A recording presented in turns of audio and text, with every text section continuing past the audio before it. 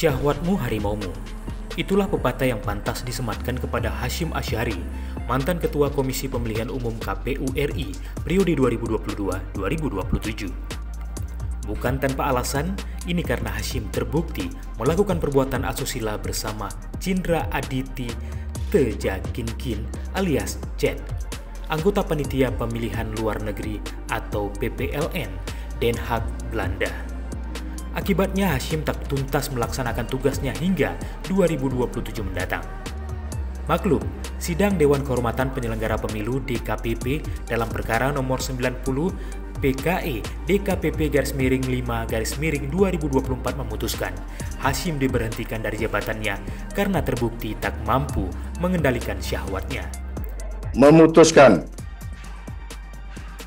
1. Mengabulkan pengaduan pengadu untuk seluruhnya. 2. Menjatuhkan sanksi pemberhentian tetap kepada Teradu Hasyim Asy'ari selaku Ketua merangkap anggota Komisi Pemilihan Umum terhitung sejak putusan ini dibacakan. Dalam sidang juga terungkap Hasyim pernah menjanjikan sejumlah uang kepada pengadu, yaitu Cindra Aditi Tejakinkin. Memang tak banyak informasi yang bisa digali dari Cindra. Dia hanya lulusan S1 dan S2 di Belgia. Saat membacakan pertimbangan putusan, anggota Majelis DKPP Muhammad Tio Aliansyah menyebut, terungkap fakta bahwa pengadu yaitu Jet selalu menagih kepastian janji dari Teradu, yakni Hasyim yang menikahinya pasca kejadian pada 3 Oktober 2023 lalu. Sebelumnya pengadu menyebut bahwa Teradu merayu hingga memaksa dirinya melakukan hubungan badan pada tanggal tersebut ketika berada di Den Haag, Belanda. Tetapi pengadu menerangkan bahwa Teradu tidak dapat memberikan jawaban pasti sehingga pengadu meminta Teradu untuk membuat surat tertulis di atas materai, kata Tio dalam sidang putusan DKPP Rabu 3 Juli 2024 di Jakarta. Pada 2 Januari 2024, Teradu memenuhi permintaan pembuatan surat pernyataan dan ditandatangani oleh Teradu. Lantas, apa isi surat pernyataan tersebut? Ada 5 poin seperti dibacakan anggota Majelis DKPP. Pertama, Teradu akan mengurus balik nama apartemen atas nama pengadu. Kedua, membiayai keperluan pengadu di Jakarta dan Belanda sebanyak 30 juta rupiah per bulan. Ketiga, memberikan perlindungan dan menjaga nama baik pengadu seumur hidup. Keempat, tidak menikah atau kawin dengan perempuan siapapun terhitung sejak surat pernyataan dibuat.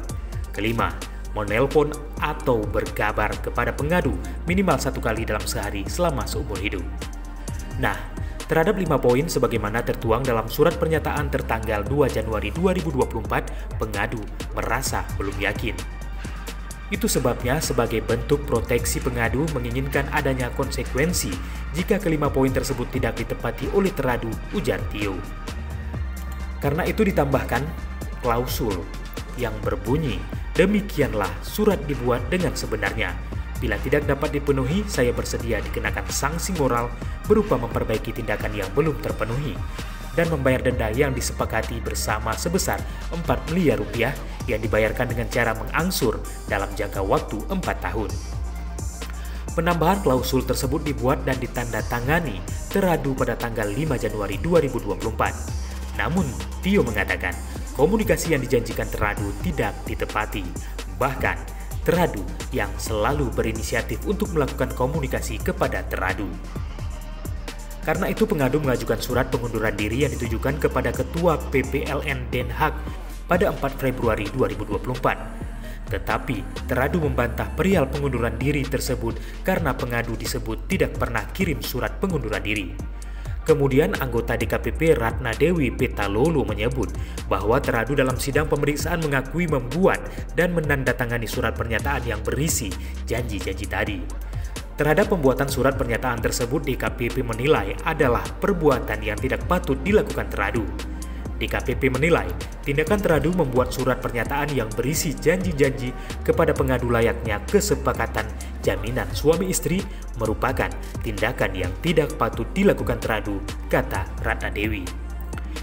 Karena itulah Hasyim Asy'ari selaku teradu dinyatakan terbukti melakukan pelanggaran kode etik penyelenggara pemilu KEPP karena melakukan tindakan asusila terhadap seorang perempuan anggota PPLN Den Haag, Belanda. Pada hari ini, hari Rabu, tanggal 3 Juli tahun 2024, sebagaimana yang sama-sama teman-teman jurnalis ketahui bahwa DKPP telah membacakan putusan perkara di mana saya jadi teradu. Dan sebagaimana diketahui, substansi dari putusan tersebut teman-teman sudah mengikuti semua.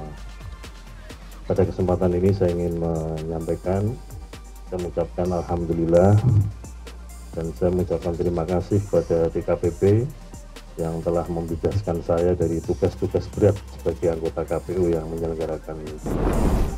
Lantas, siapa Hasyim Asy'ari, SH MSI PhD? Dia lahir pada tanggal 3 Maret 1973 di Pati, Jawa Tengah. Hasyim menjabat Ketua KPU sejak 2022 lalu, berdasarkan keputusan rapat pleno KPU yang digelar pada 12 April 2022. Dia merupakan seorang petahana karena terpilih kembali sebagai komisioner KPU periode 2022-2027. Hasyim tercatat telah menjabat komisioner KPU RI sejak 2016 lalu. Saat itu ia menggantikan Husni Kamil Manik yang meninggal dunia. Pada 2017, Hasyim kembali mencalonkan diri sebagai komisioner KPU. Alhasil, ia lolos menjadi komisioner KPU periode 2017-2022. Sebelum terjun sebagai komisioner KPU, Hasyim bekerja sebagai dosen di Universitas Diponegoro, Semarang. Dia menempuh pendidikan tinggi di jurusan Hukum Tata Negara Universitas Jenderal Sudirman dan lulus pada 1995. Kemudian melanjutkan pendidikan di program studi Magister Ilmu Politik di Universitas Gadjah Mada, Yogyakarta, dan lulus pada tahun 1998. Hasyim juga mendapatkan gelar Doktor Sosiologi Politik dari University of Malaya, Kuala Lumpur. Jauh sebelum ditetapkan sebagai komisioner KPU Pusat, Hasyim tercatat pernah menjadi anggota KPU Provinsi Jawa Tengah periode 2003-2008. Dia juga aktif sebagai Sekretaris Presidium Komite Independen Pemantau Pemilu atau KIPP pada pemilu 1999. Hasyim juga sempat menjabat sebagai Kepala Stasiun Koordinasi Wilayah Banser Jawa Tengah periode 2014-2018. Kiprah Hasyim menjadi ketua KPU selama ini tak luput dari kontroversi. Terhitung sejak awal tahun 2023 lalu, setidaknya Hasyim sudah kerap kali dijatuhi sanksi peringatan hingga peringatan keras oleh DKPP lantaran melanggar kode etik penyelenggara pemilu. Pada Maret 2023 lalu misalnya, DKPP memutuskan Hasyim melanggar kode etik karena pernyataannya soal sistem proporsional tertutup. DKPP kemudian menjatuhkan sanksi peringatan kepada Hasyim. Disusul pada April 2023, DKPP menjatuhkan sanksi peringatan keras terakhir kepada Hasyim karena memiliki hubungan pribadi dengan Hasnaini Muin atau wanita emas. Dalam putusan DKPP itu, Hasyim terbukti melakukan perjalanan pribadi dari Jakarta menuju Yogyakarta bersama Hasnaini pada 18 Agustus 2022. Ironisnya, tiket perjalanan ditanggung Hasnaini. Hasyim dan Hasnaini kemudian melakukan ziarah ke sejumlah tempat di Yogyakarta. Padahal pada tanggal 18 hingga 20 Agustus 2022, selaku Ketua KPU RI, Hasyim memiliki agenda resmi, yaitu menghadiri penandatanganan MOU dengan 7 perguruan tinggi di Yogyakarta. Pada Oktober 2023, Hasyim diberi sanksi peringatan keras terkait keterwakilan caleg perempuan yang bertentangan dengan Undang-Undang Pemilu. DKPP menganggap Hasyim tidak mampu menunjukkan sikap kepemimpinan yang profesional dalam pembuatan peraturan KPU nomor 10 tahun 2023, khususnya pasal 8 ayat 2 yang mengatur keterwakilan 30% bakal calon legislatif perempuan pasca putusan Mahkamah Agung yang mengabulkan permohonan uji material terhadap aturan tersebut. Padahal kala itu pendaftaran pemilu 2024 sudah berlangsung. Beranjak ke tahun 2024, tepatnya pada bulan Februari, DKPP memberikan sanksi peringatan keras kepada Hasyim dan 6 anggota KPU lantaran KPU menerima pendaftaran Gibran Raka Buming Raka menjadi calon wakil presiden di Pilpres 2024. DKPP menjelaskan KPU RI mengubah PKPU terlebih dahulu terkait syarat usia Capres-Cawapres usai keluarnya putusan Mahkamah Konstitusi nomor 90 tahun 2023. Namun, KPU malah langsung mengeluarkan pedoman teknis dan imbauan untuk mematuhi putusan MK. Walhasil, Gibran yang masih berusia 36 tahun pun bisa tetap lolos pendaftaran meskipun PKPU belum diubah.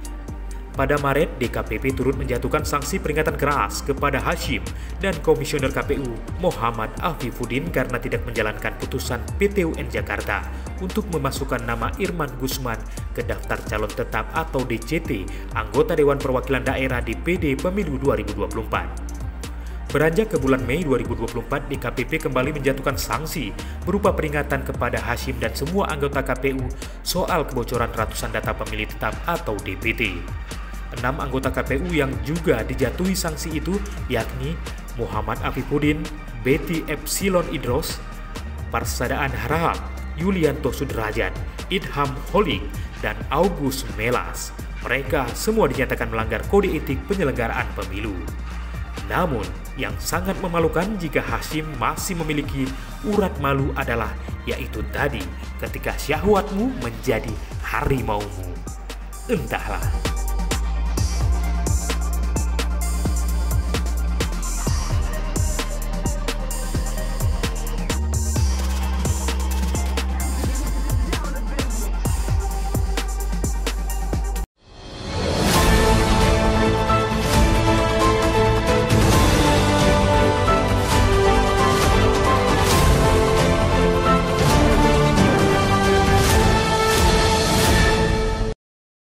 Jangan lupa like, komen, dan subscribe.